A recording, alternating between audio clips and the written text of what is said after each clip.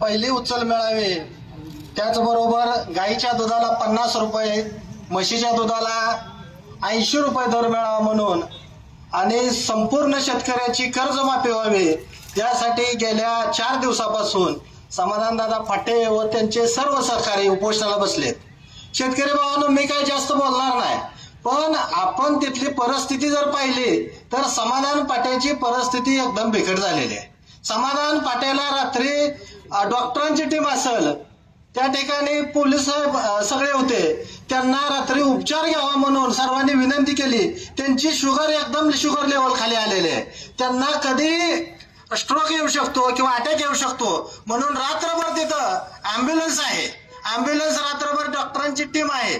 जर आपण त्याच्यामध्ये जर समावेश नाही झालो तर आपला एक सर्वसामान्य शेतकऱ्याचा मुलगा या ठिकाणी 4 दिवसापासून पोटाला अन्न न खाता बसलाय. आपल्याला एक वेळचं जेवण जर नाही मिळलं तर आपण दुपारी पळापळ करतो, धावपळ करतो, चिडचिड करतो. आज त्यांची अवस्था बघू वाटत नाही अशी अवस्था आहे. त्याकरता आपण सर्वांनी इथून कुठेही न जाता रास्ता रोको झाल्यानंतर सर्वांनी तिथं जायचं आहे आणि समाधान फाटे त्यांच्या सहकार्यांना थोडं जर काही तर तुम्ही ग्लुकोज असेल दुसरं काय सगळ्यांनी विनंती करायची. जर असला शेतकरी नेता जर आपल्यातून जर किडनीचा त्याचा आजार झाला, किडनीवर 72% सूज आहे, अशा अवस्थेत आहे. आणि आता आपण बघतोय शेतकरी किती प्रतिसाद आहे शेतकऱ्यांचा. गेल्या 1 महिन्यापूर्वी आपण सर्वांनी रस्ता रोको केला, इथं बरेचसे शेतकरी बसले. सर्वसामान्य शेतकऱ्यावर 29 शेतकऱ्यावर गुन्हे दाखल झाले आणि त्यातील सर्व शेतकऱ्यांना, जे शेतकरी इथं कधी आंदोलनात, अशा शेतकऱ्यांना 100 लाख लाख रुपये जमा झालेत.